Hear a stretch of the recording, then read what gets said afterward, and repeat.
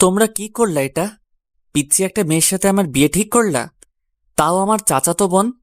Graduation শেষ করে সবাই চাকরি নিয়েছি মাত্র, চাকরির 2 মাস বয়স হতে না হতেই বিয়ে। উপরের কথাগুলো রাসিফ তার মাকে বলছিল। রাসিফ ছুটিতে বাসায় আসলো আর এসে জানতে পারে তার বাবা এই কাণ্ড ঘটিয়েছে। বাবার মুখের উপর কথা বলার সাহস নেই তার, তাই মার কাছে ইচ্ছে মতো তার মনের ক্ষোভ প্রকাশ করছে। এত কথা আমার কাছে করস না করে তোর বাবার কাছে গিয়ে করস কর, কাজে দিবে। তুমি তো উনার কাছে যেতে বলছো, ছোট থেকে বড় হয়েছি। কোন কথাটা উনি শুনেছে আমার? উনি যা বলেছেন আমাকে সেটাই করিয়ে তারপর ছেড়েছেন। তুই এত রেগে যাচ্ছিস কেন? ক্লাস 9-এ পড়ে মেয়েটা। আরে এবার নিউটেন। সে যাই হোক, ওরে সেদিন দেখলাম মাটিতে গড়াগড়ি দিয়ে টাকার জন্য কান্না করতেছে। আর তোমরা তার সাথে আমার বিয়ে ঠিক করলে? কেমনে পারো তোমরা?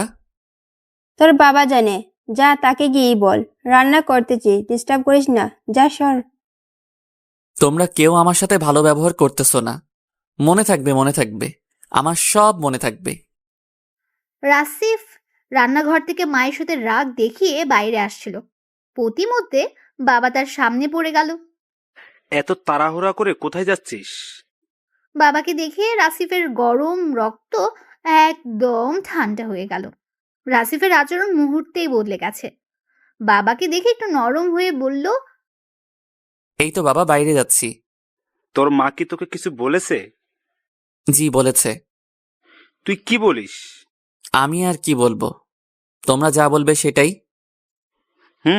বাইরে কত দূর যাবি? টিক্কার দোকান পর্যন্ত। ঠিক আছে, তাড়াতাড়ি ফিরবি। তোর মায়ের রান্না মনে হয় শেষের দিকে। ঠিক আছে বাবা, তাড়াতাড়ি ফিরবো। রাসিফের বাবা চলে আসে রান্নাঘরে।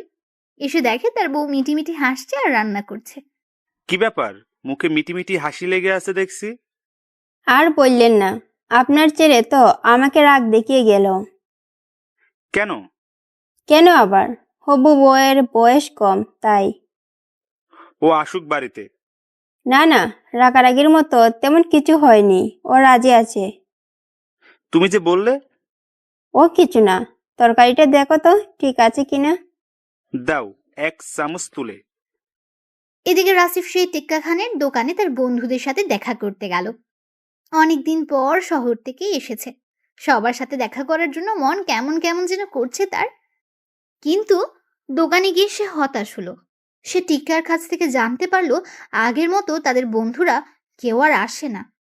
কেউ কেউ কাজের জন্য গ্রাম ছেড়েছে, আবার কেউ কেউ নিজ গ্রামেই কাজে ব্যস্ত। তোর টিক্কা, তোর কি অবস্থা? হ্যাঁ ভাইয়া, আল্লাহ ভালোই চালাইতেছে। ভাই, আপনার কি অবস্থা?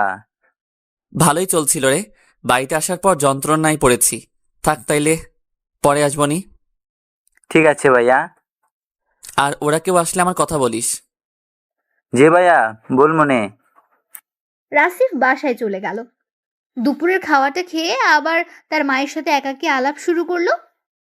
ও মা, কি? এটা কোনোভাবে আটকে দাও না। এক কথা বারবার বলিস কেন মানা করার পরেও? ছোট মেয়েও। এই তুই দেখেছিস ওকে? দেখার পর বলিস কত বড় আর কত সুন্দর হয়েছে মেয়েটা। এখানে আসার পর লজ্জায় চাচির বাড়ির দিকে যাই নাই। সন্ধ্যায় এমনিতেই যেতে হবে, রাতে দাওয়াত আছে। আমি না, আমি যেতে পারবো না। থাক, গেলাম। ও মা। আর কাজ হবে না। রাসিফ হতাশ। সে জানে তার বাবা যখন বলেছে এটা শিওর হবে, তবুও আটকানোর বৃথা চেষ্টা করছে। দেখতে দেখতে সন্ধ্যা হলো। রাসিফের বাবা রাসিফকে সাথে নিয়ে চাচার বাড়িতে হাজির। এই বাড়িতে রাসিফ আগে কতই না আসা যাওয়া করেছে, আর এখন পুরো বাড়িটাই তার কাছে অচেনা লাগছে। বাড়ির লোকজনদের ব্যবহারে অনেক পরিবর্তন এসেছে। অতিথি পরায়ণতার ভাব একটু বেশি দেখা যাচ্ছে। রাসিফ তার লজ্জার বাঁধ ভেঙে চাচা চাচির সাথে দেখা করলো। তারপর তার দাদির সাথে দেখা করলো। তার দাদি আগে থেকে এ বাড়িতে থাকেন। কি হয়েছে দাদু ভাই? কিছু না। ঠিক সেই সময় দাদি, দাদি, মা তোমাকে ডাকছে। ছাগলের একটা বাচ্চা এখনো পাওয়া যাচ্ছে না। রাসিফ খেয়াল করলো মেয়েটার দিকে, আর দেখলো এই সেই মেয়ে। নাম ইয়াশা। খুব চঞ্চল, কিন্তু সেটা বাড়ির মধ্যেই, বাইরে গেলে একদম চুপ। রাসিফ অনেকদিন পর তাকে দেখছে আর ভাবছে, বড় তো হইছেই, আবার আমাকে বিপদেও ফেলেছে। দাদু ভাই, তুই ঘরে গিয়ে বস, আমি আসছি তোর সাথে গল্প করতে। এবার ইয়াশা খেয়াল করলো যার সাথে তার বিয়ে নিয়ে আলোচনা হচ্ছে, মানে তার রাসিফ ভাইয়া, তার দিকে তাকিয়ে আছে। চোখে চোখ পড়তে এক দৌড়ে ইয়াশা পালিয়ে গেল। হাইরে কপাল, বছরখানেক আগে এই বাড়িতে আসছিলাম, টাকা চাইতে চাইতে আমার কান ঝালাফালা করে দিচ্ছিল। যেই মেয়ে সেই মেয়ে আজ আমাকে দেখে পালাচ্ছে। রাসিফ উঠে তার চাচার ঘরে গেল। সেখানে আবার দেখা হলো ইয়াশার সাথে। এবার লাইটের আলোয় রাসিফ তাকে ভালোভাবে দেখে এদিকে ইয়াশা দৌড়ে পালাবে এমন একটা ভাব। তখনই রাসিফ বলল, তোদের টিভি কি ঠিক আছে? জি ভাইয়া। অন কর। ইয়াসা টেবিলের ড্রয়ার থেকে রিমোট বের করে রাসিফের পাশে রেখে চলে যাচ্ছিল। এই কাণ্ড দেখে রাসিফ তাকে ডাকলো। এই শোন, জি ভাইয়া বলেন। তোরে আমি টিভি অন করতে বলেছি, লম্বা হয়েছিস, বুদ্ধি শুদ্ধি তো কিছু হয়নি। বলেছি একটা, করতেছিস আর একটা। ইয়াশা আবার ফিরে আসলো, নিজের রিমোটটা হাতে তুলে টিভি অন করলো।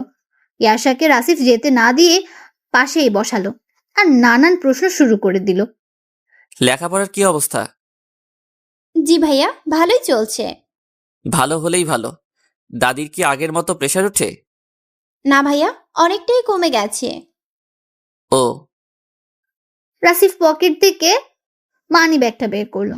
সেখান থেকে 100 টাকার একটা নোট বের করে ইয়াশার হাতে দিল আর বলল, গতবার তো 10 টাকা দিয়েছিলাম, এবার 100 দিলাম, এরপর আসলে 1000 দিব। ভালোভাবে পড়িস কিন্তু। ইয়াশা টাকা নিয়ে হতবাক। হবু বর তার ভালো লেখাপড়া করার জন্য 100 টাকা দিচ্ছে। কয়েকদিন পর এর সাথেই তার বিয়ে, আর বিয়ের 2 দিন পর শহরে চলে যাবে। সে মানুষটি এই কাজ করছে। ইয়াশা হাসতে গিয়েও হাসতে পারছে না। কোনো রকমে টাকাটা হাতে নিয়ে বলল, জি ভাইয়া, ভালো করে পড়বো। আমি উঠি। বসে থাক, টিভি দেখ। ভাইয়া, বাইরে কাজ আছে। আচ্ছা যা। ইয়াশা বাইরে এসে খিলখিল করে হাসতে হাসতে তার দাদির কাছে গেল আর সেখানে গিয়ে জোরে জোরে বলল, দেখো, আমার হবু বর আমাকে 100 টাকা দিয়ে বলে ভালো করে পড়ার জন্য। খবরটা বাতাসের আগে পৌঁছে গেল রাসিফের মায়ের কানে। উনি তো কথাটা শোনার পর লজ্জায় মাথা কাটা যায় এমন অবস্থা, কারণ মাত্র 100 টাকা দিয়েছে, তাও নিজের হবু বউকে। রাসিফের মা ইয়াশাকে সাথে নিয়ে সেই ঘরে গেলেন। রাসিফ রিমোট দিয়ে টিভির চ্যানেল চেঞ্জ করছিল। ওই, তুই এটা কি করছিস? কি করলাম? রাসিফ দেখলো তার মায়ের পাশে ইয়াশা মিটিমিটি হাসছে। তুই ওরে 100 টাকা দিছিস কেন? তো কত দিব? কি রে, তোর কম হয়েছে আগে বলবি না? এই নিয়ে আরো 100 দিচ্ছি। রাসিফের মা রাসিফের কাছে এসে ফিসফিসিয়ে বলল, নিজের হবু বউকে তুই 100 টাকা দিস? হ্যাঁ, মান সম্মান তুই রাখছিস? আরে কিসের বউ, ওরে তো আমি সেই ছোট্ট ইয়াশা মনে করে দিলাম। প্রতিবার তো টাকা দেই, তাই এবার এসেও দিলাম। এবারে ব্যাপারটা আলাদা। 2000 টাকা বের কর। কেন? বুঝিস না? ওরে দে। আর শুন, আমি বাইরে যাওয়ার পর দিবি, ওকে? রাসিফের মা চলে গেলেন। রাসিফ এবার কিছুটা রাগান্বিত হলো। এই এদিকে আয়। জি ভাইয়া বলেন। তোরে যে আমি টাকা দিয়েছি, বাইরে বলতে যাচ্ছিস কেন? টাকা দিয়েছেন তো, তাই খুশিতে বলেছি। বেশি চালাক হয়েছিস তাই না? মা তোকে টাকা দিতে বলেছিল, যা দিব না। তাহলে আমি বাইরে যাওয়ার পর কেউ যদি জিজ্ঞেস করে, বলবো যে ভাইয়া আগের যে 100 টাকা দিয়েছিল সেটাও রেখে। এই দাঁড়া দাঁড়া, টাকা নিয়ে যা। হুম, এখন আর নিব না, রেখে দাও, পরে নিব। পরে আবার কখন নিবি? আমার যখন ইচ্ছা। আমি তো থাকবো না। ইয়াশা কিছু বলল না, একটু হেসে রুম থেকে বেরিয়ে গেল। রাসিফ বুঝতে পারে না ওর টাকা না নেওয়ার কারণটা কি। রাসিফ আবার টিভি দেখায় মন দেয়। বাড়ির মধ্যে রান্না বান্না, বাচ্চাদের দৌড়াদৌড়িতে কেমন একটা উৎসবমুখর পরিবেশ সৃষ্টি হয়েছে। দুই পরিবারের সম্পর্ক যে গভীর হতে যাচ্ছে, এটাই তার প্রতিচ্ছবি। রাতে খাওয়া দাওয়ার পর্ব শেষ হলো।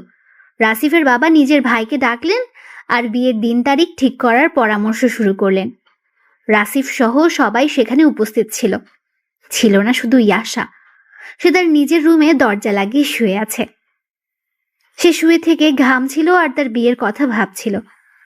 এটা ভয় নাকি লজ্জা সেটা সে বুঝতে পারছে না। তবে নিজেদের মধ্যে হওয়ায় ততটা টেনশন এসে ছিল না। ইয়াশা রাসিফের মায়ের কাছ থেকে শুনেছে বিয়ে হলে তোকে রাসিফ সাথে নিয়ে যাবে রে, তুই তো আর আমাদের সাথে থাকবি না।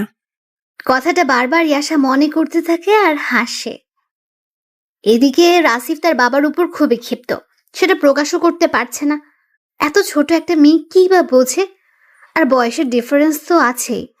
প্রতিবাদ তো দূরের কথা, রাসিফ আ অক্ষরটাও তার বাবার বিরুদ্ধে উচ্চারণ করতে পারবে না। শেষমেশ তাদের বিয়ের তারিখ ঠিক হয়ে গেল।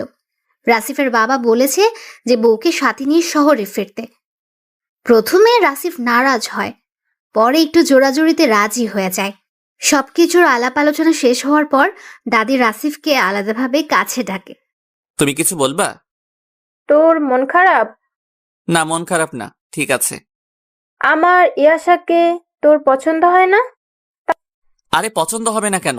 ও খুব ভালো বাচ্চা, সরি মেয়ে, খুব ভালো মেয়ে। তাহলে আমি যে দেখলাম তোর মন খারাপ। আসলে আমার খুব ঘুম পাচ্ছে, আর ঘুম পেলে তো জানোই চোখ মুখ দুটোই ভার ভার লাগে। তো এটা দেখেই হয়তো মনে করেছো আমার মন খারাপ। হইতে পারে, চল তোর ঘুম ভাঙিয়ে নিয়ে আসি, আয় আমার সাথে। রাসিফ তার দাদির পিছু পিছু যাচ্ছে। এদিকে দাদি আশার রুমের দিকে পা বাড়িয়েছে।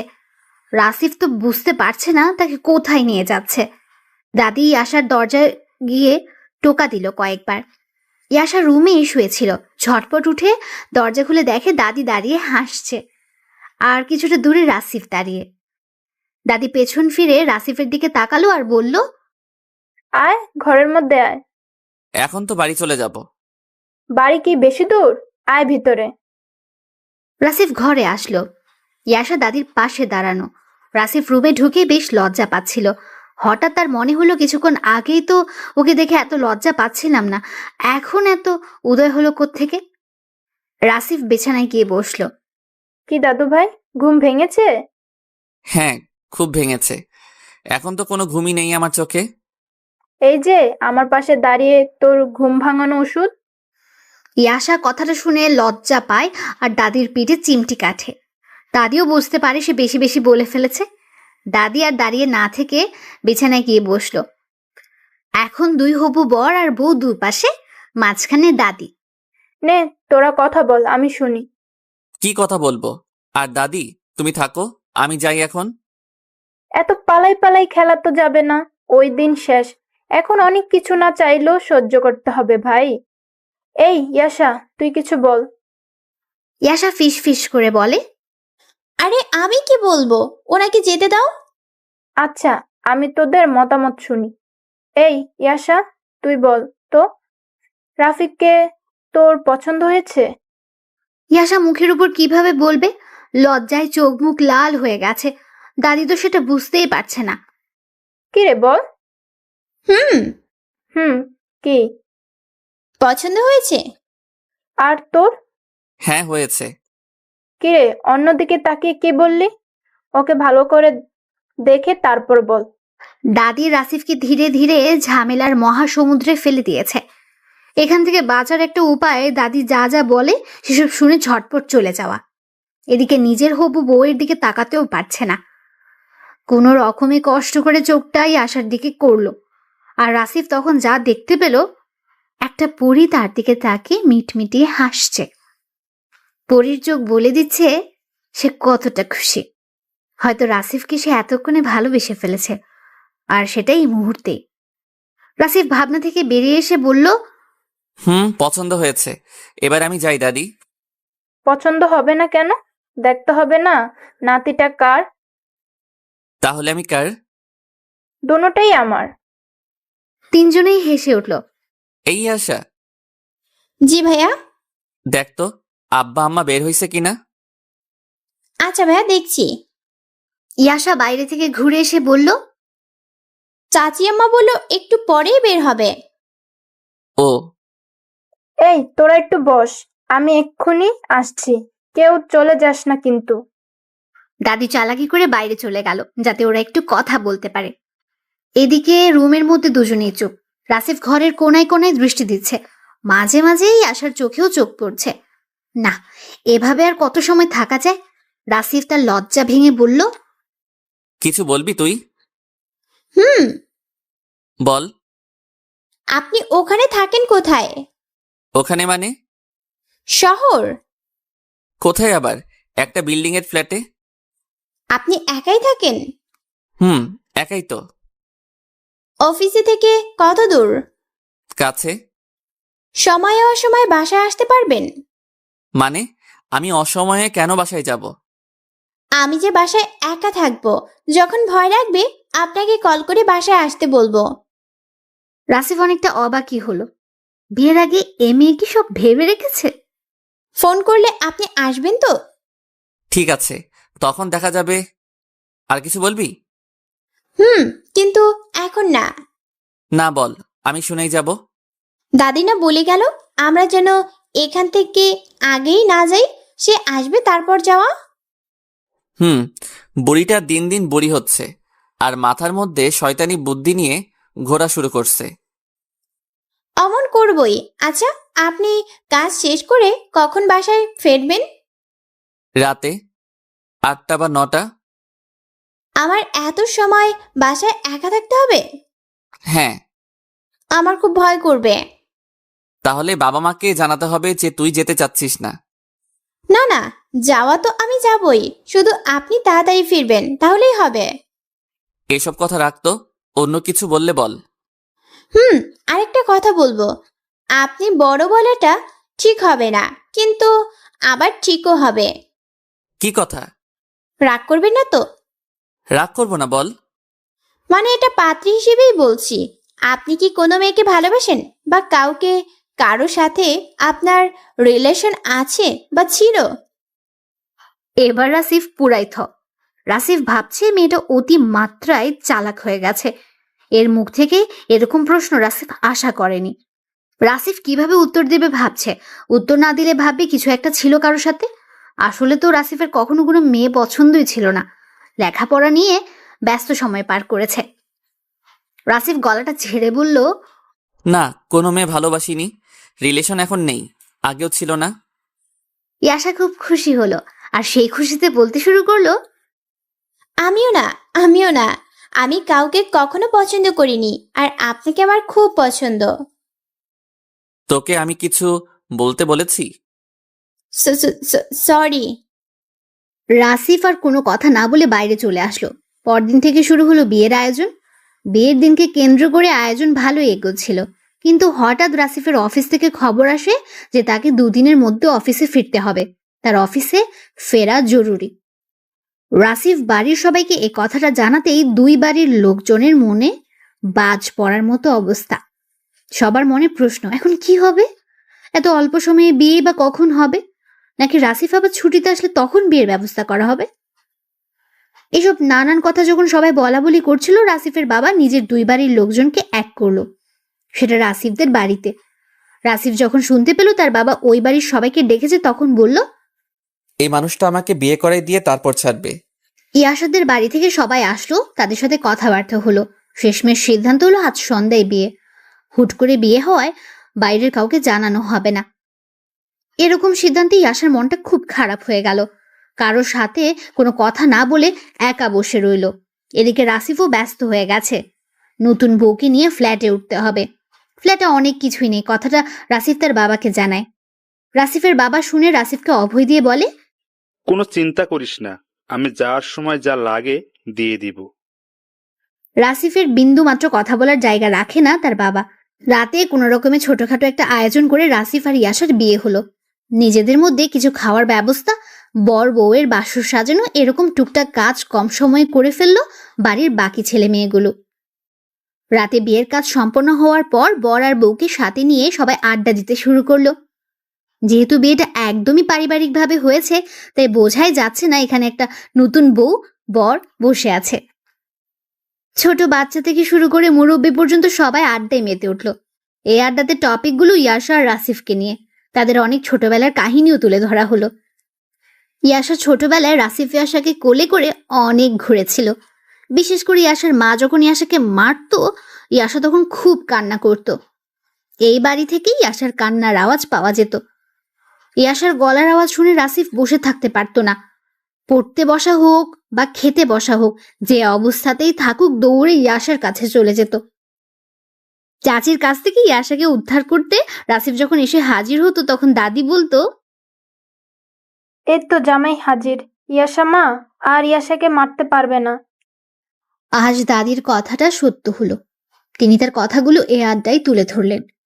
অনেক রাত পর্যন্ত আড্ডা দিতে দিতে কারো খেয়ালই নেই যে অনেক সময় হয়ে গেছে। ইয়াশার খুব ঘুম পাচ্ছে, এদিকে রাসিফের চোখও লাল হয়ে গেছে। নতুন বর বউ, তাই মুখ ফুটে বলতেও পারছে না। ঘুমে যখন ধৈর্য হারা হলো দুজন, তখন হঠাৎ দুজন একসাথে বলে উঠল, ঘুম পাচ্ছে। কথাটা শুনে সবাই একে অপরের দিকে তাকানো শুরু করলো। ইয়াশার রাসিফও বেশ লজ্জায় পড়ে গেল। কথাটা কাকতালীয় ভাবে একসাথে দুজনের মুখ থেকে বের হয়েছে। যাই হোক, ইয়াশা আর রাসিফকে এই আড্ডা থেকে উদ্ধার করলো তাদের দাদি। দাদির কানে এই কথা পৌঁছতে না পৌঁছতে উনি এসে দুজনকে উঠিয়ে রাসিফের ঘরে নিয়ে গেলেন। রাসিফের রুমটা মোটামুটি ভালোই সাজানো হয়েছে। নেন, এবার আপনারা ঘুমান। আমি আর এখানে আর থাকবো না, এক্ষুনি চলে যাচ্ছি। দাদি সত্যি সত্যি দেরি না করে চলে গেল। এখন ইয়াশা আর রাসিফ রুমের মধ্যে। রাসিফও বিছানায় যাচ্ছে না, ইয়াশাও যাচ্ছে না। রাসিফ দেখলো এমন অবস্থা চলতে থাকলে সকাল হয়ে যাবে, তবুও বিছানায় যাওয়া হবে না। যা শুয়ে পড়। কোথায়? কোথায় আবার? বিছানায়। কোন পাশে? পশ্চিম পাশটায় ঘুমা। ইয়াশা সাজানো ফুলগুলো সরিয়ে বিছানায় তার জায়গায় সরাসরি শুয়ে পড়ল। এই তুই গয়না নিয়ে ঘুমাবি নাকি? ওগুলো খুলে রাখ। জি ভাইয়া, খুলে রাখছি। ইয়াশা উঠে গয়নাগুলো খুলে আবার আগের মতো লেপের মধ্যে গুটিসুটি মেরে শুয়ে পড়ল। রাসিফ বিছানায় উঠতে যাবে, তখনই ইয়াশা বলল, ভাইয়া, নামাজ তো পড়লেন না। তোকে নামাজের কথা কে বলেছে? দাদি। হুম, ওঠ, উঠে তুইও পড়ে নে। দুজন নামাজ শেষ করে এসে শুয়ে পড়ল। আজকে অনেক ঠান্ডা, তাই না রে? হুম। নে ঘুমা, এখন অনেক রাত হয়েছে। ভাইয়া, আমার মন খারাপ। আবার কি হলো? গায়ে হলুদ হলো না। ইয়াশা এই গায়ে হলুদের জন্য অনেক মন খারাপ করেছে। তার শখ ছিল হলুদ লাগানোর। এখন আমি কি করব বল? আমি তো মানা করিনি। এত তাড়াতাড়ি বিয়েটা দেওয়ার কি দরকার ছিল? দরকারও আছে। মানে? আপনি যদি সুযোগ পেয়ে কোথাও লটর পটর করে বসতেন, তাই চাচা মানে আমার শ্বশুর আব্বা রিস্ক নেননি। আমি ওগুলো করতে যাব কেন? যা দিনকাল পড়েছে বলা তো যায় না। বেশি কথা বলতেছিস কিন্তু। ঘুমা এখন। ইয়াশা কিছুক্ষণ চুপচাপ থেকে আবার ডাকাডাকি শুরু করলো। রাসিফ তখন প্রায় ঘুমিয়ে গেছে। তখন ভাইয়া, ভাইয়া, কি? আমার ঘুম কেটে গেছে, ঘুম পাচ্ছে না। তাহলে ঘুমিয়ে থাক। কি সব বলছে? উনি মনে হয় ঘুমিয়ে গেছেন। এই ভাইয়া, কি? রাগ করছেন কেন? আমার ঘুম পাচ্ছে না। তো ঘুমানোর চেষ্টা কর। আচ্ছা, আপনি ঘুমান। সরি। জোরে কথা বলায় রাসিফের ঘুমটাও কেটে গেছে। চোখ ডলতে ডলতে বলল, তুই কি আমাকে ঘুমাতে দিবি না? বললাম তো সরি, আর ডাকবো না। আমারও ঘুম কেটে গেছে। হুম। শোন, তোকে কিছু বলি। তোকে তো সাথেই নিয়ে যেতে হবে। আগে ভাগেই সব বলে রাখি, আমরা কাল দিন পর রওনা হব। বাসা থেকে অনেক কিছু নিয়ে যেতে হবে আপাতত, পরে নতুন সব কিনতে হবে। তুইও সকালে উঠে দাদি আর মাকে ডেকে নিয়ে। কার মা? আমার মা। ও। দাদি আর মাকে ডেকে নিয়ে যা যা নেওয়া লাগবে সেগুলোর একটা লিস্ট করবি। তারপর সেগুলো আবার পটলাবন্দি করতে হবে। আমি তো জানি না কি কি নিতে হয়। সেই জন্যই তো মা আর দাদিকে সাথে রাখবি। হাঁড়ি পাতিল থেকে শুরু করে যা যা লাগে। হুম, এখন বুঝেছি। হুম। ভাইয়া, সকালে আমাকে 10টা টাকা দিয়েন। কি করবি? তুলি সন্ধ্যায় বলেছিল টিক্কার দোকানে নতুন হাওয়াই মিঠাই নিয়ে আসছে। গায়ে হলুদ নিয়ে মন খারাপ ছিল, তাই তখন আনায়নি। আপনি কাল সকালে একটু 10টা টাকা দিয়েন তো। রাসিফ ইয়াশার দিকে অবাক দৃষ্টিতে তাকিয়ে থেকে ভাবছে, এ কাকে বিয়ে করলাম? এই যে। এত জোরে ডাকতে হবে না, শুনতেছি। দিবেন তো? হ্যাঁ, আমি কি মানা করেছি? আমি জানি তো আপনি মানা করেন না। আমি এখন ছোট থাকলে তো আমাকে কোলে করে দোকানে নিয়ে গিয়ে হাওয়াই মিঠাই কিনে দিতেন। রাসিফ লজ্জা পেয়ে ওপাশে মুখ ঘুরিয়ে নিল। ওইদিকে ঘুরলেন কেন? ঘুমাবো। ঘুমায়েন না প্লিজ।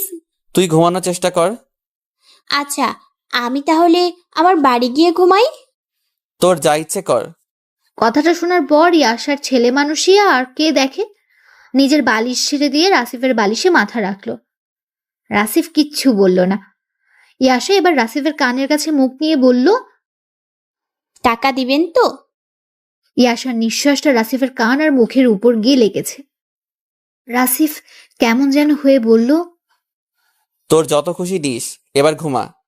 ইয়াশা নিজ বালিশে যাওয়ার পর রাসিফ একটু হেসে ইয়াশার কাণ্ড কারখানা দেখছে। হাত পা লম্বা হয়েছে, কিন্তু বাচ্চাদের ভাব এখনো রয়ে গেছে। পরদিন সকালবেলা রাসিফ ঘুম থেকে উঠে দেখে ইয়াশা তার বালিশে এসে শুয়ে আছে। এক পা কম্বলের বাইরে আর এক পা ভেতরে, চুলগুলো এলোমেলো হয়ে আছে, মুখটা কেমন যেন খুব শুষ্ক লাগছে।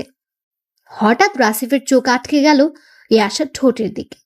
শীতে ঠোঁটটাও চিড়চিড়ে ভাব ধরেছে। রাসিফ ভাবছে জেগে থাকলে হয়তো ঠোঁটটা ভিজিয়ে রাখত।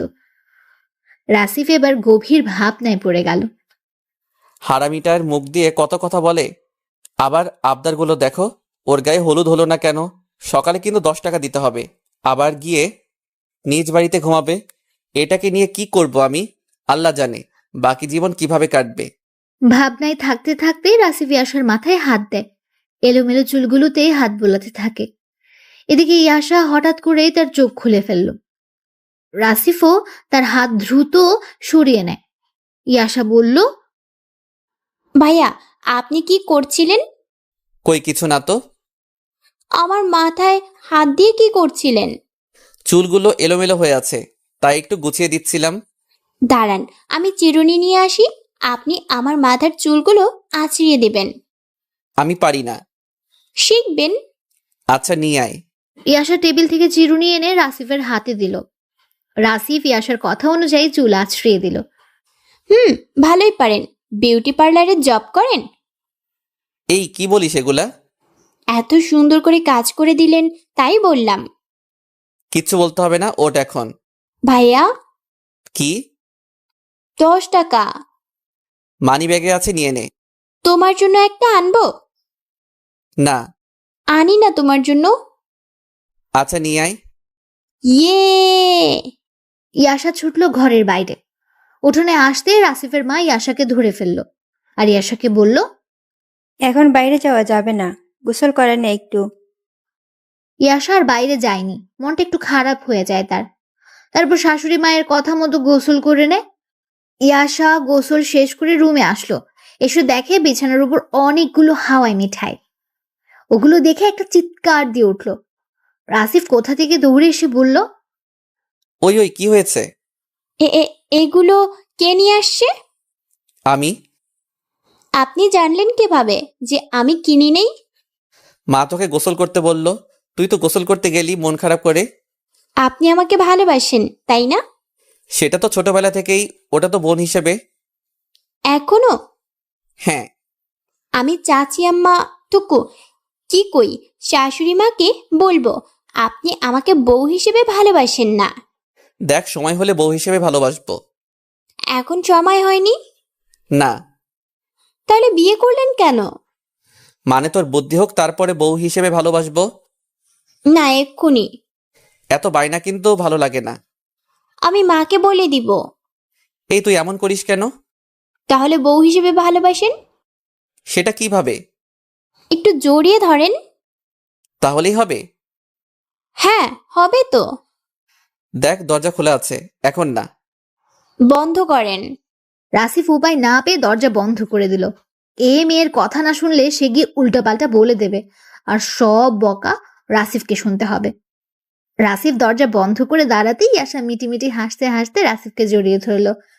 এটাই প্রথম জড়িয়ে ধরা, প্রথম স্পর্শ। ইয়াশা বলল, আবার কিন্তু অনেকগুলো কিনে দিতে হবে। আচ্ছা দিব। আর এইভাবেই কিন্তু ভালোবাসতে হবে। আচ্ছা এখন ছাড়।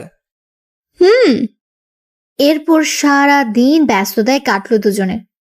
কাল যেতে হবে তাই ব্যাগপত্র গোছানো।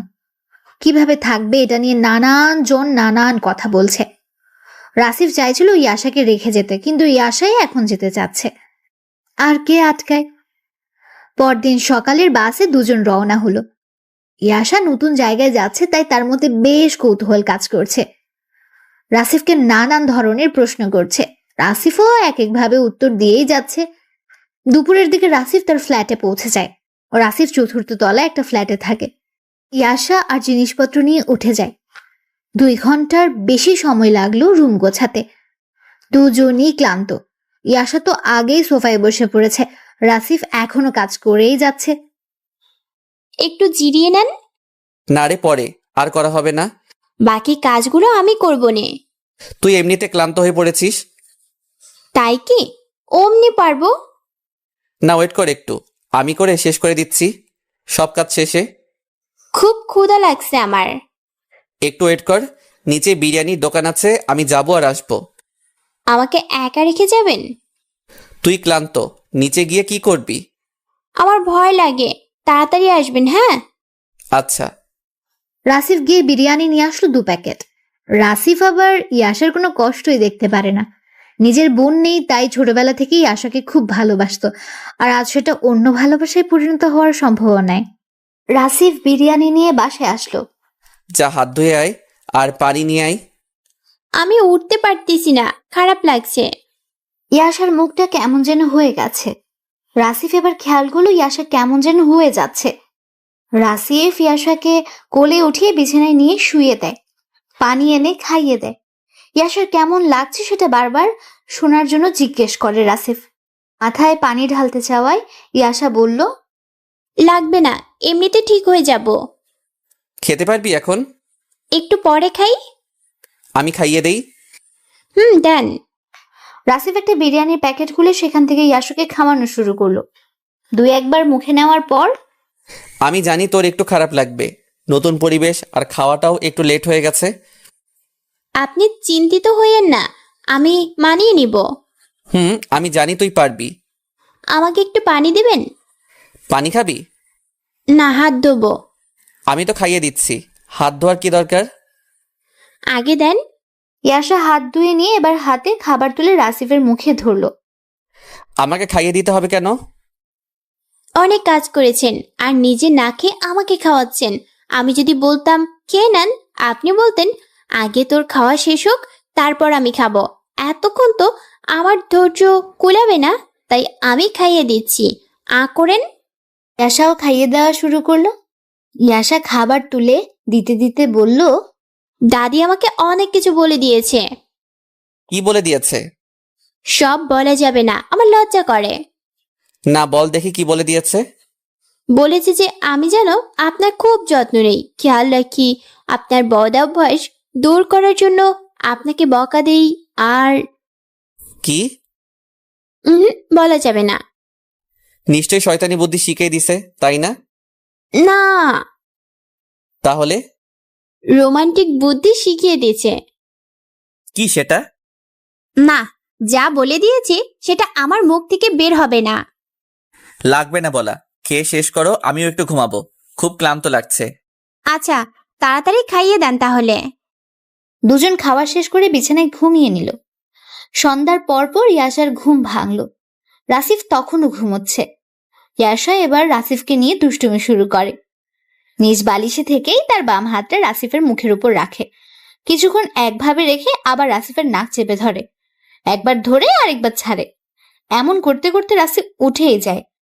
রাসিফ বুঝতেই পারেনি ইয়াশা তার সাথে দুষ্টুমি করছে। রাসিফ চোখ খুলে ইয়াশার দিকে তাকায় আর বলে, ও, উঠেছিস তুই? হ্যাঁ, রাতে খেতে হবে না। খেতে হবে তো।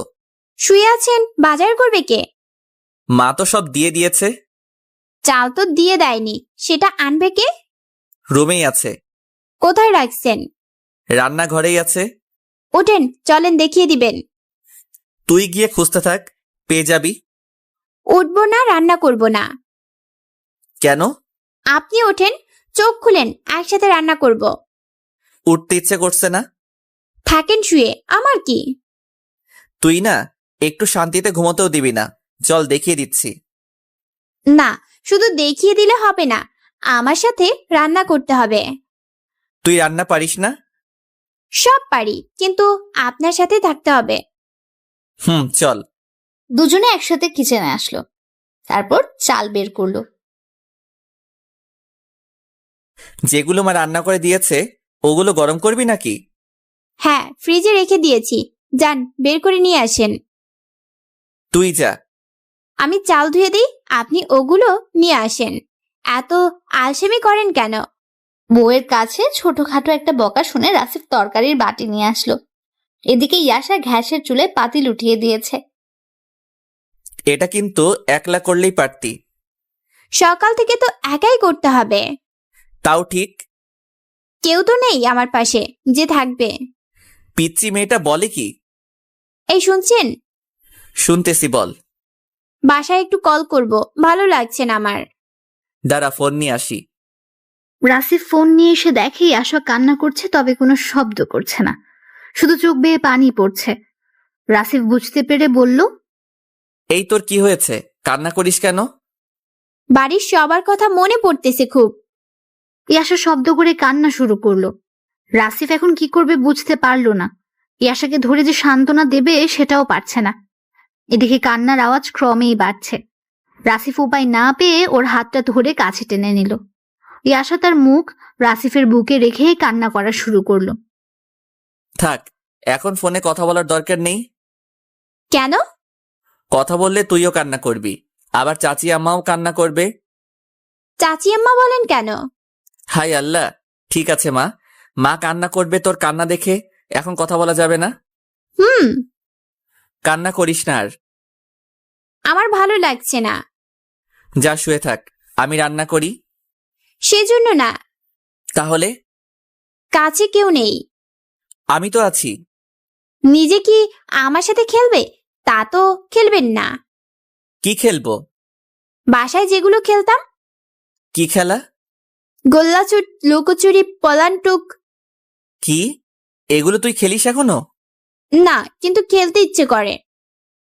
আব্বাই যেটা করছে। কি করছে? তুই বুঝবি না। সব বুঝি আমি।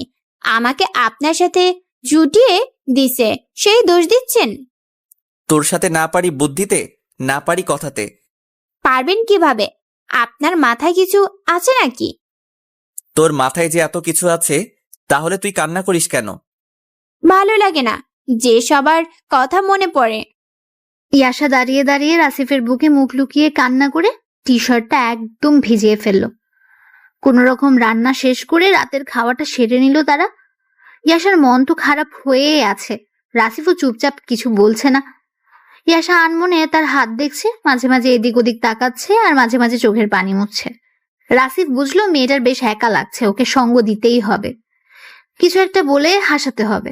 ইয়াশা ছিল কম্বলের বাইরে আর রাসিফ কম্বলের ভেতরে।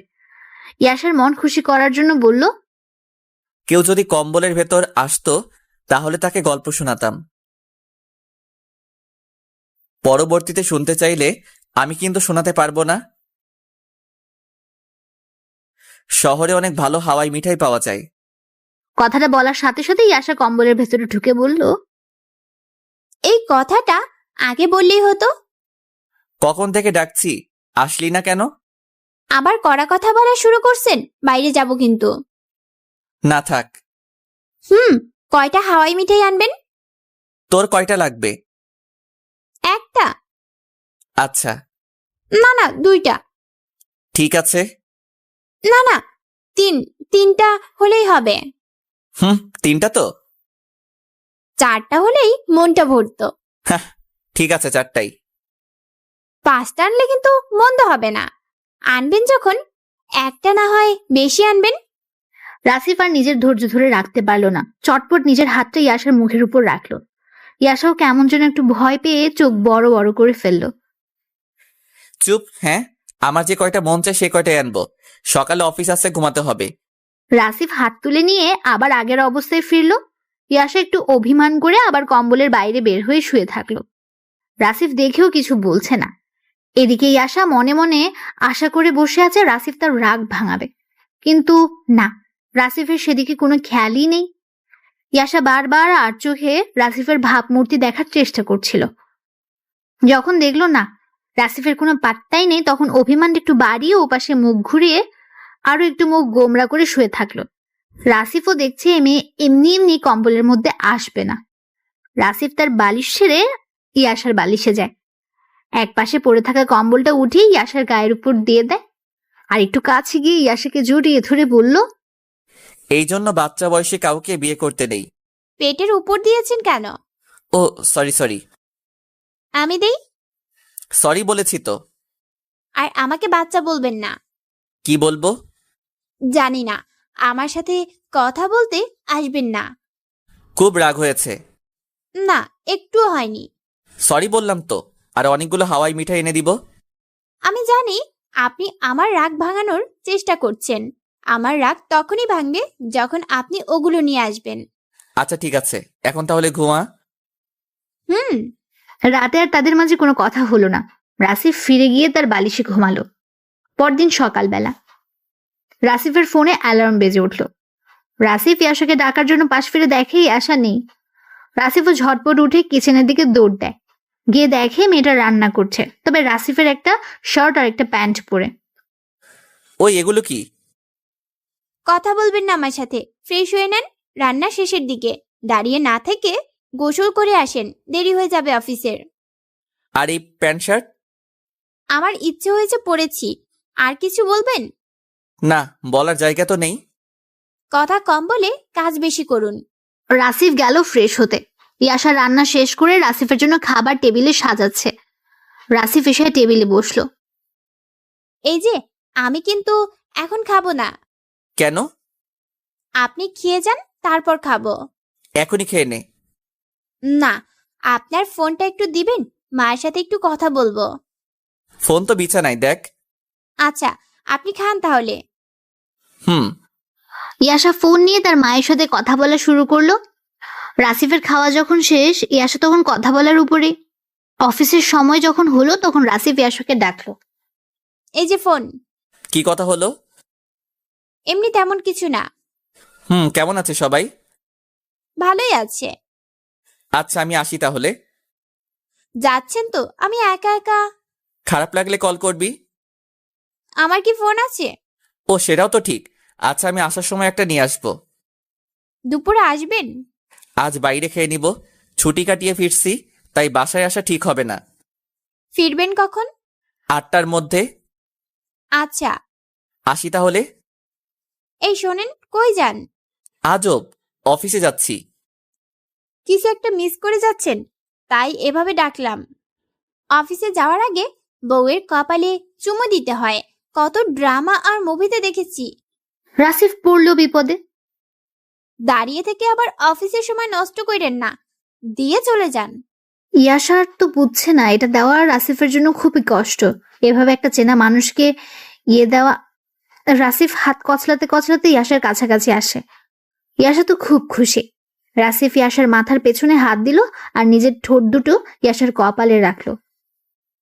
হয়েছে, অনেক হয়েছে, এখন যান। হ্যাঁ। সারাদিন ইয়াশার একা একা কাটলো। প্রথম দিন তাই বেশ ভয় করছিল তার। রাসিফ অফিসে যাওয়ার সময় বাড়িওয়ালাকে বলে যায় সে বিয়ে করেছে। সেই বাড়িওয়ালা আবার ইয়াশাকে দেখতে আসে। বাড়িওয়ালাকে ভেতরে আসতে না দিয়ে দরজা থেকে বিদায় করে দেয়। এই কথাটা রাসিফ রাতে রুমে ঢোকার আগেই শুনতে পায়, আর বাড়িওয়ালাকে বুঝ দেয় যে মেয়ে পর্দা করে। রাসিফ দরজায় এসে কলিং বেল চাপ দিতে দরজা খুলে যায়। ইয়াশা চোখ ভর্তি পানি নিয়ে রাসিফের দিকে ফ্যাল ফ্যাল করে তাকিয়ে আছে। রাসিফ শুধু বলল, কি হয়েছে? অমনি ইয়াশা রাসিফকে জড়িয়ে ধরে কান্না শুরু করে দেয়। সে কি কান্না! রাসিফ বুঝতে পারলো ইয়াশা কোনো কিছুতে ভয় পেয়েছে হয়তো। ইয়াশাকে জড়িয়ে ধরা অবস্থায় রাসিফ দরজা লক করলো, বিছানার কাছে এসে ব্যাগটা রাখলো, আর বারবার ইয়াশাকে কান্না থামাতে বলল। কিন্তু কে শুনে কার কথা? ইয়াশা একদম কান্না করেই যাচ্ছে। কিছুক্ষণ পর, কি হয়েছে বলতো? আপনি এত দেরি করে আসলেন কেন? কই দেরি করলাম, মাত্র 8:15 বাজে। আমি ভয় পেয়েছি। কি দেখে? কেমন শুনশান পরিবেশ, কোনো আওয়াজ নেই। রাত তো একই রকম। কাল তো এইরকম ছিল না। কাল যে আমি ছিলাম। বাড়িওয়ালা আসছিল। আমাকে ছাড়, তারপর কথা বল। না, আগে শোনেন। বল, শুনতেছি। বাড়িওয়ালা আসছিল, তো ওনাকে আমি ভেতরে আসতে বলিনি। মুখ দেখে মনে হলো রাগ করেছে। আমার সাথে দেখা হয়েছিল, উনি তোর এই কথা বলার পরে বলছি যে তুই পর্দা করিস, পরে আর কিছু বলেনি। হুম। এই আমি এগুলো চেঞ্জ করি, একটু দাঁড়া। না, পরে। আগে আমার ভালো লাগা শুরু করুক, তারপর ছাড়বো। ফোন নে, বাড়িতে কথা বল, ভালো লাগবে। আমি বলছি না এভাবে থাকবো। এত কথা বলেন কেন? সরি, অনেকটা উচ্চস্বরে বলেছি।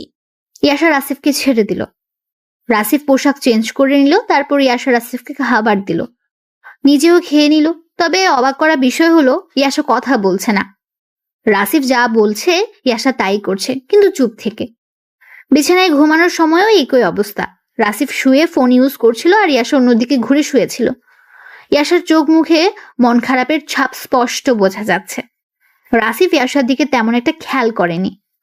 হঠাৎ রাসিফ ফোনের দিক থেকে দৃষ্টি সরিয়ে ইয়াশার দিকে তাকালো। রাসিফ 2 বার ডাকলো, ইয়াশা কোনো সাড়া দেয়নি। রাসিফ ভাবলো হয়তো ঘুমিয়ে পড়েছে।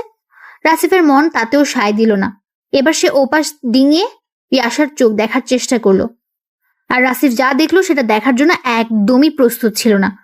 রাসিফ দেখলো ইয়াশার চোখ বেয়ে টপ টপ পানি পড়ছে, বালিশও কিছুটা ভিজে গেছে। রাসিফ বলল, এই কি হয়েছে? কিছু না, আপনি ফোন টিপেন। রাসিফের বুঝতে সমস্যা হলো না যে ইয়াশা অনেক রাগ করেছে আর মন খারাপও। রাসিফ কি করবে, কি বলবে, কিছুই বুঝতে পারছে না। না বুঝলে যা হয় আর কি। রাসিফ ইয়াশাকে তার দিকে নিয়ে জড়িয়ে ধরে বলল, সরি, আমি খেয়াল করিনি। লাগবে না, আপনি আপনার মতো থাকেন। কান্না করতেছিস কেন এভাবে? বললাম তো, শুনতে হবে না। আচ্ছা, শুনবো না। টম এন্ড জেরি দেখবি? না, দেখবো না। আমার ভুল হয়েছে, সরি। না, ভুল হয়নি। আপনাকে জড়িয়ে ধরলে আপনি বিরক্ত হন, আবার মোবাইলকে বেশি গুরুত্ব দেন। ছাড়েন আমাকে। আপনাকে রান্না করে দিব, যা বলবেন তাই করব। আপনার কোনো দায়িত্ব নেই, আমার দিকে খেয়াল রাখতে হবে না আপনার। বললাম তো সরি। জোর করে কিছু বলতে হবে না। সেই ছোট যেমন ছিলি এখনো তেমনই আছিস। কিচ্ছু দেখতে হবে না আপনাকে। আইসক্রিম খাবি? না, চল বাইরে হাঁটি। এই ঠান্ডায় বাইরে যাব না। ভালো লাগবে, চল। এত শক্ত করে জড়িয়ে ধরেছেন কেন? ব্যথা পাই না আমি? তুই ছুটে যেতে পারিস। রাগ কমানোর বৃথা চেষ্টা করতেছেন, এতে কাজ হবে না। আপনি ঘুমান। আমি রাগ ভাঙাতে জানি। জানেন না? তোর মনে আছে ছোটবেলায় কান্না করতে করতে তোর নাক থেকে ইয়ে বের হয়েছিল? আমি কিন্তু মুছে দিয়েছিলাম। ইয়াশা মিটমিটি হাসছে, তবে তা বন্ধ করার আপ্রাণ চেষ্টা করেই যাচ্ছে। প্রতিদিন স্কুলে যাওয়ার আগে আমার কাছে এসে টাকা নিয়ে যাইতি। মনে আছে। একদিন টাকা দেইনি বলে সেই সময় আমার সাথে রাগ দেখিয়েছিলি। এটাও মনে আছে। আমি তখন কি করেছিলাম? আমার কপালে গালে চুমুকে 100 টাকা দিয়েছিলেন। এইরকমই কিছু করব। এই ঠান্ডায় বাইরে হাঁটবো, চল। শোনেন, টাকা যখন নিয়েছিলাম তখন আমি আপনাকে তুমি করে বলতাম। এখন তুই চেঞ্জ করেছিস, আমি কিছু বলিনি। বড় হয়েছি তাই তো বলি। এখন কি আবার চেঞ্জ করতে পারি? না, আপনিটাই ভালো লাগে। আমার আপনি বলতে ভালো লাগে। আচ্ছা, তুমি করেই বলিস। এখন ওঠ, শীতের কাপড় পরে না। ওখানে রাখা আছে, তুমি এনে পরিয়ে দাও। দুজন উঠেই শীতের পোশাক গায়ে দিয়ে রওনা হলো। বাসার বাইরে এসে ইয়াশা বলল, সেই যে রুমে উঠেছিলাম আর এখন বাইরে আসলাম। মাস্কটা পরে নে। না, হতেই থাক। আরে ঠান্ডা নাকের ভেতর দিয়ে ঢুকবে। আচ্ছা, দিচ্ছি। দুজন হাঁটতে থাকে রাস্তার এক পাশ দিয়ে। ইয়াশার চোখে শহরের পরিবেশে নতুন কিছু ধরা দেয়। সেগুলো জানার জন্য রাসিফকে প্রশ্ন করে। রাসিফ হেসে হেসে এগুলোর উত্তর করে। ভাইয়া, বল। তুমি না বললা আইসক্রিম কিনে দিবা? আগে হাঁটতে থাকি, বাসায় ফেরার সময় খাবো। আমি তোমার হাতটা ধরি। ঠিক আছে, ধর। আমরা কি সারা জীবন এভাবে থাকবো? ইয়াশার এই প্রশ্নে রাসিফ আটকে যায়। ইয়াশা তার ভালো লাগা থেকে প্রশ্নটা করেছে। ভাইয়া বলো। হ্যাঁ, এভাবে থাকবো। ও, তাহলে তো আমার কোনো চিন্তাই নেই।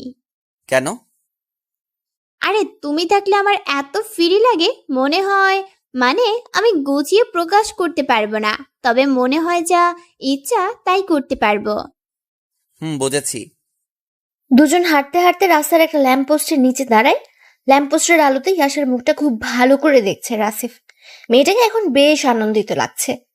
আশপাশে জনশূন্য থাকায় ইয়াশা রাসিফের সাথে বেশ ভালোভাবেই মিশে যাচ্ছিল। নানান প্রশ্নে রাসিফকে না যে হাল অবস্থায় ফেলে আবার একটু দুষ্টুমি করে তাকে হাসানো, এরকমই চলছিল। রাত একটু বেশি হওয়ায় ওরা বাসার দিকে রওনা দিল। বাসার কাছাকাছি একটা দোকান থেকে কিছু আইসক্রিম কিনলো। দুজনে একটা করে নিয়ে খেলো, বাকিগুলো নিয়ে আসলো।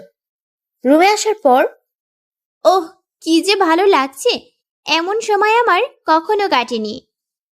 তাই? হ্যাঁ, তুমি তো জানোই, সন্ধ্যা হলে সেই যে ঘরে ওঠা, আর কি বেরোনো যায়। হুম। তবে একটা জিনিস খুবই বাজে লাগছে, কি সেটা? পুরো রাস্তাটা কেমন যেন গন্ধ। কিচ্ছু করার নেই, শহরে থাকতে হলে পচা গন্ধ আর ধুলাবালিকে ভালোবাসতে হবে। হুম। ওহ, ভালো কথা। কাল তো অফিসে যাবে, তোমার সাথে যোগাযোগ করার জন্য একটা মোবাইলের দরকার ছিল, সেটা আনোনি? ওহ নো, একদম ভুলে গেছি। আচ্ছা, সমস্যা নেই, কাল আনবা কিন্তু। দুজন বিছানায় গেল, যে যার মতো ঘুমিয়ে গেল। মাঝরাতে হুট করে রাসিফের ঘুম ভাঙে। চোখ খুলে প্রথমে মোবাইল থেকে সময়টা দেখে নেয়, এরপর ইয়াশার দিকে তাকায়। ইয়াশার উপর কম্বলটা একটু ভালো করে টেনে দেয়। ইয়াশা তার দিকে মুখ করে তখন ঘুমাচ্ছিল। ইয়াশা রাতে ভয় পায়, তাই রুমের লাইটটা অফ করেনি রাসিফ। রাসিফ এবার ইয়াশার দিকে এক দৃষ্টিতে তাকানো শুরু করলো, কারণ ইয়াশাকে দেখতে তখন একদম ঘুমন্ত পরীর মতো লাগছে। ইয়াশার সেই ঘুমন্ত মুখটা দেখে রাসিফ নিজের হাত আর কন্ট্রোল করে রাখতে পারলো না। তার হাত আপনা আপনি চলে গেল ইয়াশার গালে। ডান হাতটা ইয়াশার গালে রাখলো। উষ্ণ একটা অনুভূতি হলো রাসিফের। এরপর রাসিফ সেই দিনের মতো ইয়াশার পুরো মুখমণ্ডলটা দেখতে থাকলো, আর পূর্বের মতো সেই ঠোঁটে রাসিফের চোখ আটকে গেল। রাসিফ নিজের অজান্তে তার হাতের বুড়ো আঙ্গুল দিয়ে ইয়াশার ঠোঁট বোলাতে থাকে, আর বাকি 4টা আঙ্গুল ইয়াশার গালের উপর। রাসিফের ভালো লাগা শুরু হলে সে মিটমিট করে হাসতে থাকে। আর হঠাৎ ইয়াশা চোখ খুলে বলল,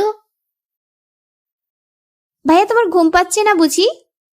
রাসিফের শ্বাস প্রশ্বাস বন্ধ হওয়ার অবস্থা। গালের উপর রাখা হাতটা নড়ছেও না, বুড়ো আঙ্গুলটা সেই ঠোঁটের একপাশে আটকে আছে। কথা বলছো না কেন? খারাপ লাগছে তোমার? না না, এমনি। রাসিফ হাতটা সরিয়ে নিল আর বেশ ভয়ও পেয়েছে। হাত সরিয়ে নিলে কেন?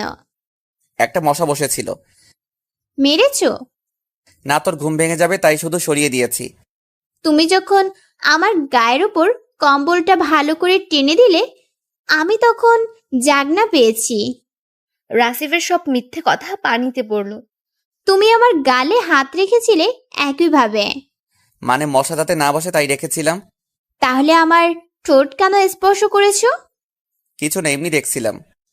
অনেক শুষ্ক হয়ে গেছে, তাই না? অনেকটাই। আমার গালে হাত রাখো, আমার ভালো লাগছিল। না, মশা আসুক তারপর। কোনো মশা আসেনি, তোমার ভালো লাগে তাই হাত রেখেছিলে, আমি জানি। আর আমাকে এমনি একটা বুঝ দাও, তাই না? আমি কি এখনো ছোট আছি? না, বড় হয়েছিস, এখন ঘুমাতো। তুমি যদি আগের মতো আমার গালে হাত না রাখো, আমি মাকে সব বলে দিব। তুই শুধু ভেজাল করিস। ঘুম ঘুম অবস্থায় আছি, তাই বালিশ থেকে মাথা উঠাচ্ছি না। তুমি হাত রাখবা নাকি আমি মাকে কল করব? না না, রাখছি। ইয়াশা মিষ্টি হাসলো। রাসিফ তার কাঁপতে থাকা হাতটা ইয়াশার গালের উপর রাখলো। এই তো, এখন কত ভালো লাগছে আমার। এখন আঙুল দিয়ে আমার ঠোঁটটা স্পর্শ করো। ভাইয়া, হুম।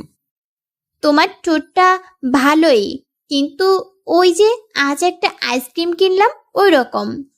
আর তোমারটাতে গোলাপি রঙের আভা। রাসিফ এটুকু বলেই চোখ বড় বড় করে ফেললো, কারণ ইয়াশাকে সে তুমি করে বলে ফেলেছে, আর তার ঠোঁট নিয়ে উল্টাপাল্টা বলতে শুরু করেছে। ইয়াশাও বেশ অবাক, তবে সে তার চোখ মুখ দ্বারা তা প্রকাশ করছে না। সরি, আমি তোকে বুঝতে পেরেছি মিস্টেক হয়েছে। হয় হয়, রোমান্টিক সময়ে এমন হয়। তোকে কে বলেছে এটা রোমান্টিক সময়? এইটা আবার বলতে হয়? আমি কি বুঝি না? ঘুমা। এই সরিয়ে নিবা না, হাত সরালেই মার কাছে কল যাবে। তুই বেশি বুঝতেছিস কিন্তু। তুমি বেশি বেশি করে ফেলছো তাই। সরি। হুম, সরি না, অন্য কিছু লাগবে। কি লাগবে? ভয় নেই, তেমন কিছু লাগবে না। ফ্রিজ খুলে আইসক্রিম এনে দাও। আচ্ছা। রাসিফের আর কোনো পথ নেই আইসক্রিম আনা ছাড়া। বাধ্য ছেলের মতো ফ্রিজ খুলে একটা আইসক্রিম নিয়ে আসলো। ততক্ষণেই আশা বিছানায় হেলান দিয়ে বসেছে। রাসিফ একটা আইসক্রিম হাতে নিয়ে আসার পর, একটা কেন, তুমি খাবে না? না, আমি খাবো না এখন। আচ্ছা, কাছে এসে বসো। ইয়াশার মতো রাসিফও হেলান দিয়ে বসলো। ইয়াশা আইসক্রিম খাওয়া শুরু করেছে। রাসিফ তাকিয়ে তার খাওয়া দেখছে, আর সেই সময় আবার ইয়াশার ঠোঁটে তার চোখ আটকে গেল। আইসক্রিমের কারণে ঠোঁটটা ভিজে গিয়ে একদম গোলাপি হয়ে উঠেছে। ঠোঁট দুটো কিছুক্ষণ আগেও শুষ্ক ছিল। রাসিফের মন যাচ্ছে ওই ঠোঁটে তার ঠোঁটের স্পর্শ দিতে। ভাইয়া, তুমি আমার খাওয়া এভাবে দেখছো কেন? খেতে মন চাইলে নিয়ে আসো। না না, এমনি, মানে তোর ঠোঁটে কি যেন লেগে আছে। কই, একটু সরিয়ে দাও তো, আমি পাচ্ছি না।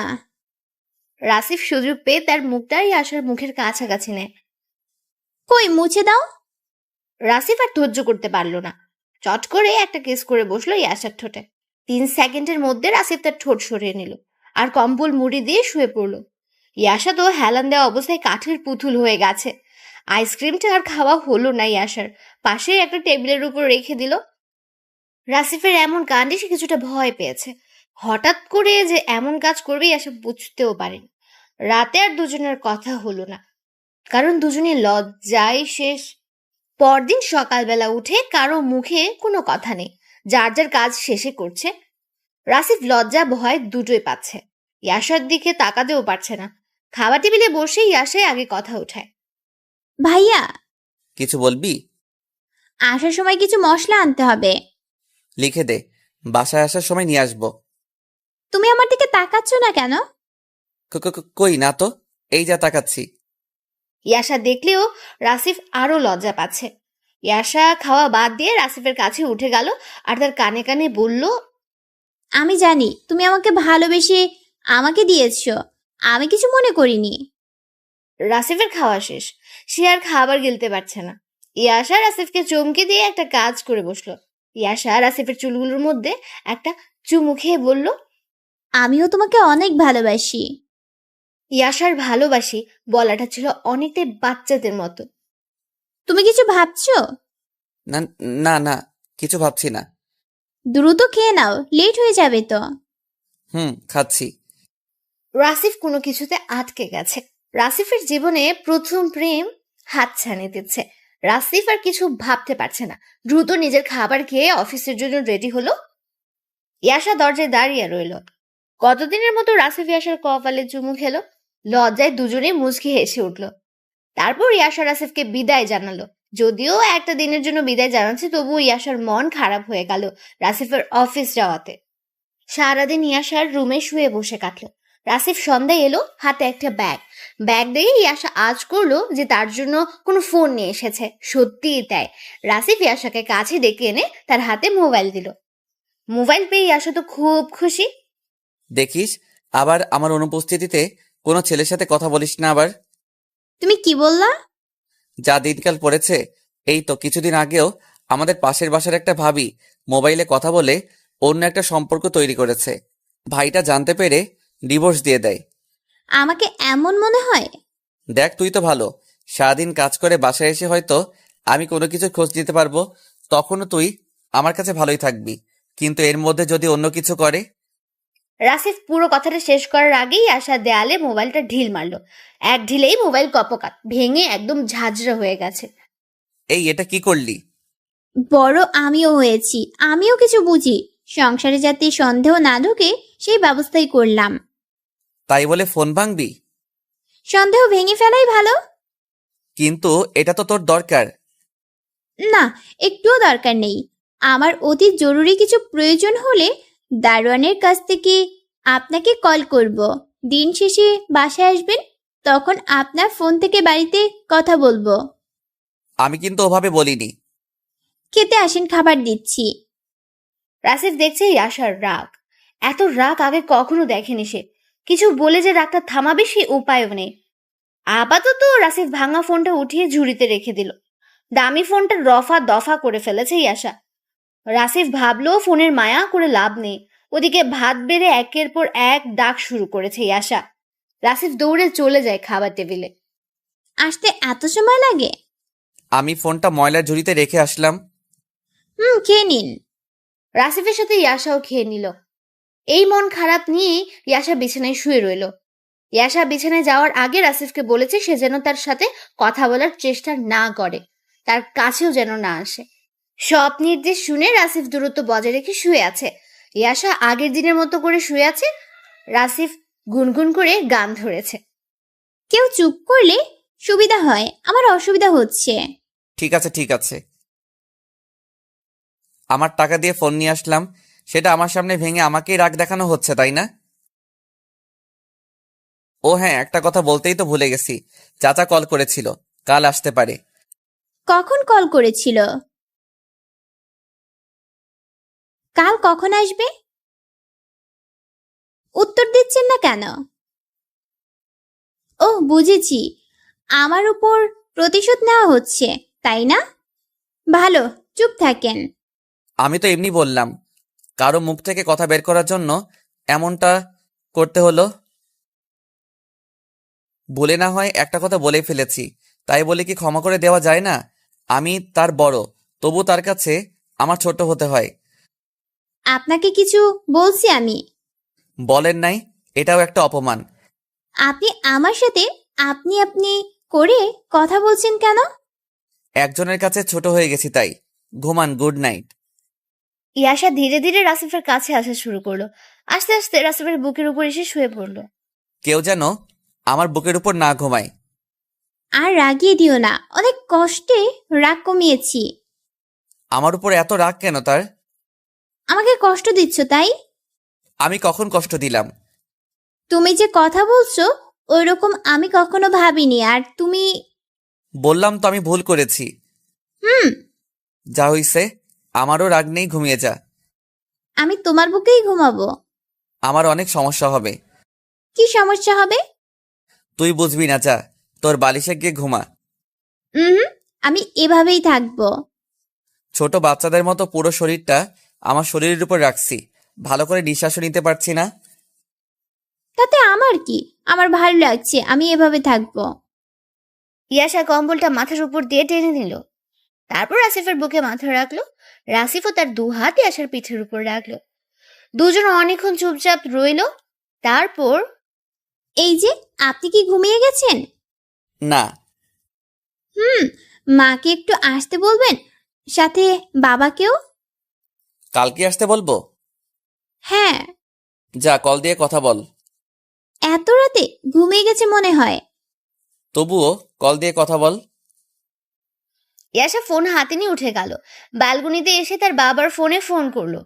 ও পাশ থেকে রিসিভ করলো ইয়াশার মা। মা কেমন আছো? ভালো রে। তুই এত রাতে কল দিছিস কেন? কোনো সমস্যা হয়েছে? না মা, শোনো, কাল তুমি আর বাবা আমাদের বাসায় এসো। আরে বাড়িতে অনেক কাজ আছে। না না, আমি কোনো কথা শুনবো না। তোমাদের আসতে বলেছি, আসবা। আচ্ছা দেখি। কোনো দেখা দেখি নাই। আচ্ছা যাব। আর তুই এত রাতে জেগে কেন? ঘুমাস নাই? এই তো এখন ঘুমাবো। রাসেল কেমন আছে? ভালোই আছে। আচ্ছা মা, রাখছি এখন। কাল কিন্তু আসছো তাহলে। আচ্ছা রাখ। ইয়াশার কথা শেষ করে এসে দেখে রাসিফ একদিকে কাত হয়ে শুয়ে আছে। এই, এভাবে কেন উপর হয়ে শুয়ে পড়েন? আবার? আবার মানে? সবসময় আমি যেমনটা চাই তেমনটাই থাকতে হবে। বড় হয়েছেন তো কি হয়েছে, সংসারে আমি বড়। ঠিক আছে ঠিক আছে। রাসিফ আবার উপর হয়ে শুয়ে পড়লো। ইয়াশার আগের মতো রাসিফের বুকে মাথা রেখে রাসিফকে জড়িয়ে ধরলো। এখন আমার চাচি আর চাচাকে কল করে আসতে বলো। তারা আসবে কেন? আমার বাবা মা আসছে। ওনারা কেন আসবে না? ওনারা আমার বাবা মা থেকে কম কিসে? বাড়িতে অনেক কাজ আমি জানি, তারা এখন আসতে পারবে না। কাজ সবারই থাকে, আর এই কাজের মধ্যে সময় বের করে নিয়েও আসতে পারবে। তুমি ফোন করো। এখনই? এক্ষুনি। রাসিফও বাড়িতে কল করলো, তার বাবা মা আসতে রাজি হলো। ইয়াশার বাবা মা যে আসছে সেটিও জানিয়ে দিল।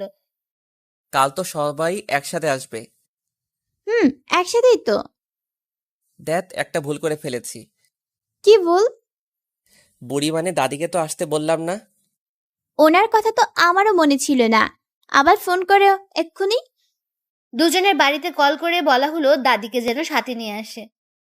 অনেক কথা হয়েছে, অনেক রাতও হয়েছে, এখন তুই তোর বালিশে যা। ঢাকা পড়ে গেছে আমার, আমি এখানেই থাকবো। বুঝিস না কেন? কি বুঝবো? কিছু না। ইয়াশা রাসিফের বুকের উপর মাথা উঠালো, তারপর 2 হাত দিয়ে রাসিফের গালটা আলতো করে ধরলো, তারপর কপাল আর গালে চুমু খেলো।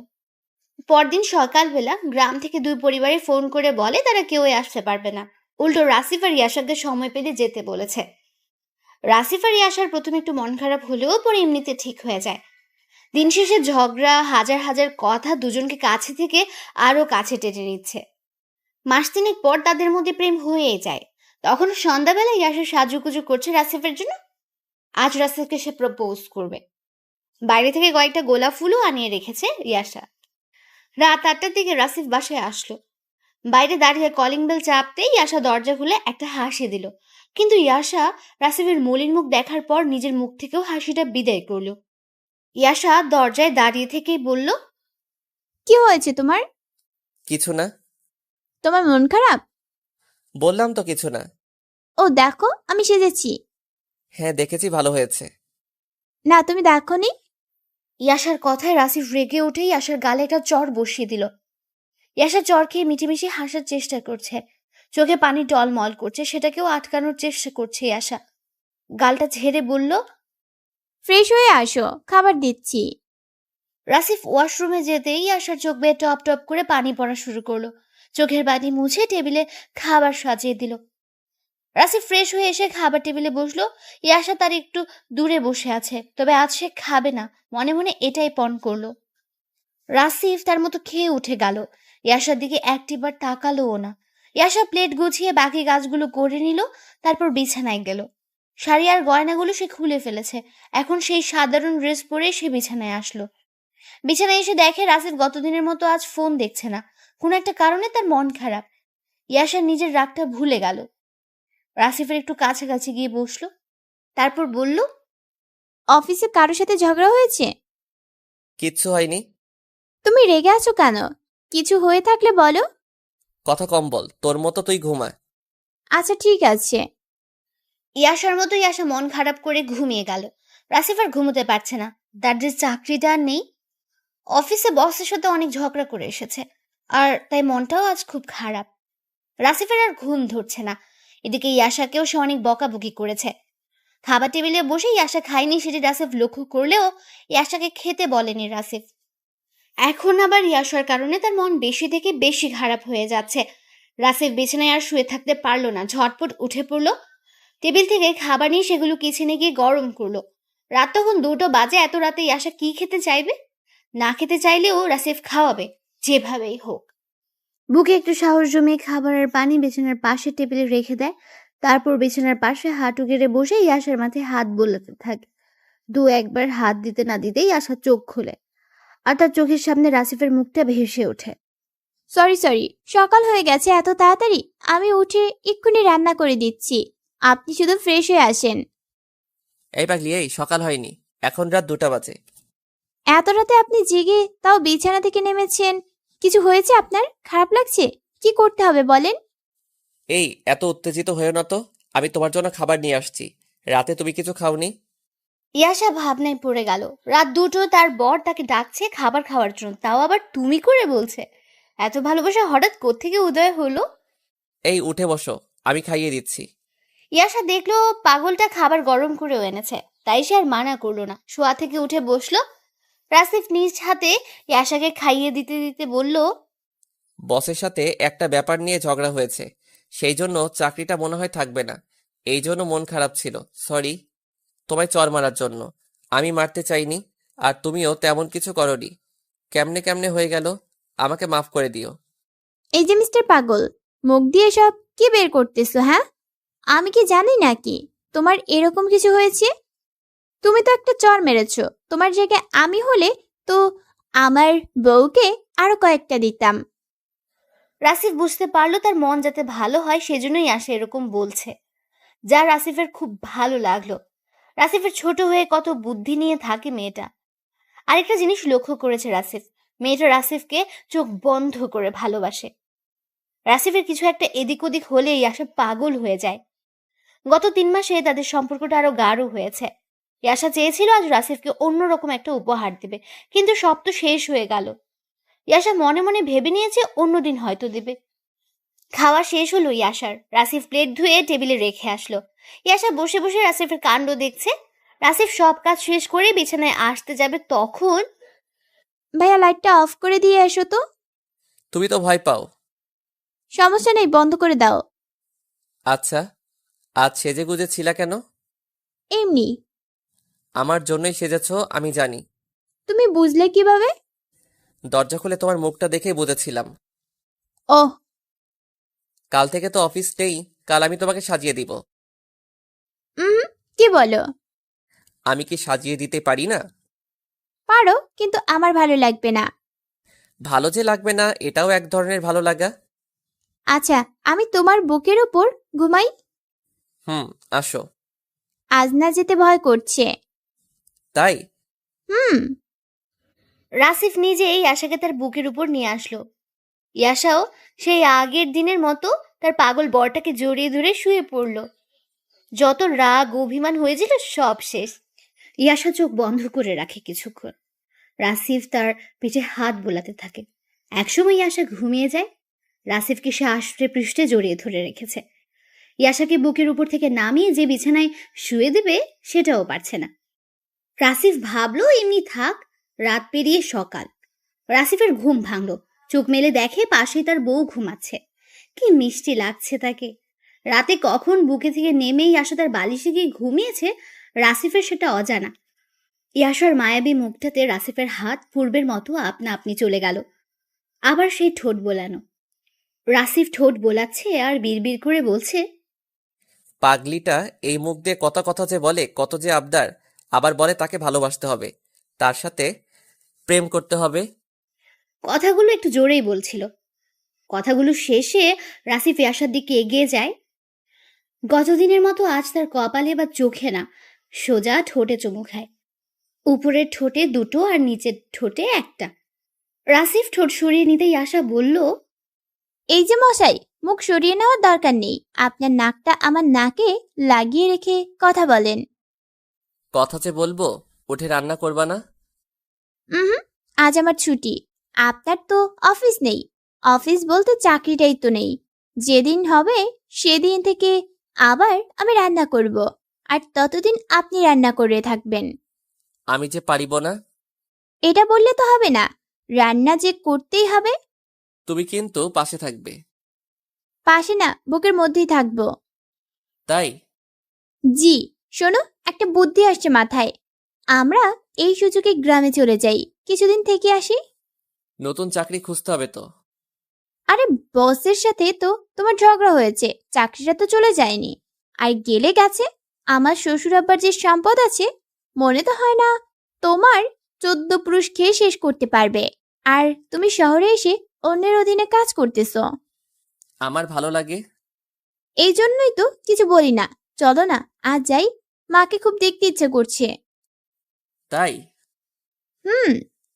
চলো। সত্যি? হ্যাঁ সত্যি তো। চলো, সকালে রওনা হব। বলার সাথে সাথে রাজি হয়ে গেলে কত খুশি যে লাগতেছে আমার। আমার পাগল পাগল বরটা, অনেক ভালোবাসি তোমাকে। নিয়ে যেতে রাজি হয়েছে শুধু এই জন্য ভালোবাসা? না, তুমি না নিয়ে গেলেও ভালোবাসি। আচ্ছা তাহলে যাওয়া এখানেই ক্যান্সেল। ইয়াশা একটু মন খারাপ করলো, তবে মুখে হাসি লেগেই আছে। রাসিফকে সে বুঝতে দিল না। এই পাগলি এই, আমি তোমার ভালোবাসার পরীক্ষা নিচ্ছি না।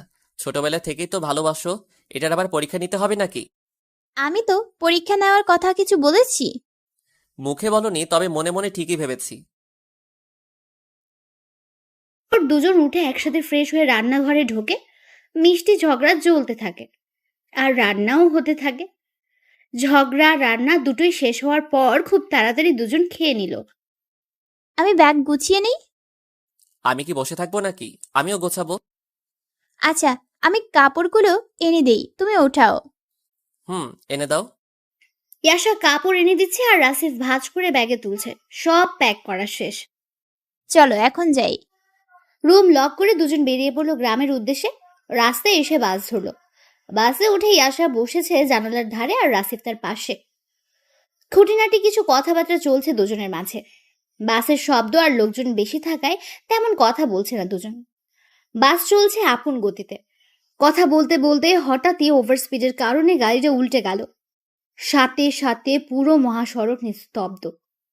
রাস্তার দুদিকের গাড়িগুলো দাঁড়িয়ে গেল। উল্টে যাওয়া বাসটির পেছনের চাকা খুলে একদিকে চলে গেল। দাঁড়িয়ে থাকা গাড়িগুলো থেকে লোকজন দৌড়ে আসতে লাগলো।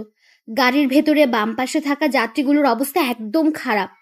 হয়তো কয়েকজন তখনই মারা গেছে। রাসিফ আর ইয়াশা ডান পাশে ছিল। রাসিফ কিছু সময়ের জন্য জ্ঞান হারিয়েছিল। তার জ্ঞান যখন ফিরল তখন সে আরেকটা লোকের উপর পড়ে আছে আর রাসিফ নিজের উপরেই দেখতে পায় ইয়াশাকে। রাসিফ খেয়াল করলো ইয়াশা তার হাতটা এখনো শক্ত করে ধরে আছে, কিন্তু সেটা ইয়াশার অজ্ঞান অবস্থায়। ইয়াশাও অজ্ঞান হয়ে পড়ে আছে। রাসিফ ইয়াশাকে সরিয়ে নিজে উঠে দাঁড়ানোর চেষ্টা করলো, কিন্তু শরীরে কোনো শক্তি পেল না। ততক্ষণে দমকল বাহিনীর লোকজন আর হাইওয়ে পুলিশ এসে গেছে। রাসিফ উঠে দাঁড়িয়েছে। রাসিফ আশেপাশে তাকিয়ে দেখতে থাকে কিছু লোক একদম চুপচাপ শুয়ে আছে আর কিছু লোক ব্যথায় কোকড়াচ্ছে। রাসিফের চোখ পড়লো আবার ইয়াশার দিকে। তার মনটা ধুক করে ওঠে। তাকে ফেলে রাসিফ কিভাবে দাঁড়িয়ে আছে? হয়তো জ্ঞান ফেরার পরও ঝিমুনি ভাবটা যায়নি। ইয়াশা শুয়ে থাকা দেখে রাসিফ আবার কেমন যেন হয়ে গেল। খুব দ্রুত রাসিফ ইয়াশাকে বের করে আনলো। রাস্তার পাশে শুয়ে দেয় ইয়াশাকে। রাসিফ দেখে ইয়াশার কোথাও কেটে ফেটে যায়নি। একজন লোককে ধরে তার কাছ থেকে পানি নিয়ে ইয়াশার মুখে ছিটিয়ে দিল। দুই একবার দেওয়ার পর ইয়াশা চোখ মেলে তাকালো। দেখে যে রাসিফ একটা পানির বোতল নিয়ে বসে আছে। ইয়াশা আর চুপ থাকতে পারল না, হু হু করে কান্না করে দিল। এই এই, আমি ঠিক আছি, তুমি কান্না করো না। আমি তো তোমার অবস্থা দেখে চুপ হয়ে গিয়েছিলাম, আমার মুখ থেকে কথাই বের হচ্ছিল না। হাউমাউ করে কান্না করতেছো কেন? কিছু হয়নি তো আমার, সব ঠিক হয়ে যাবে। তোমাকে নিয়ে এখানে থাকা যাবে না, এসব দেখে আরো বেশি কান্না করতেছো। রাসিফ কোনোভাবেই আশাকে নিয়ে সে স্থান থেকে চলে গেল। স্থানীয় লোকজনের কাছে জানতে পারলো পাশে একটা রেল স্টেশন আছে। দুজনেই সেখানে গেল।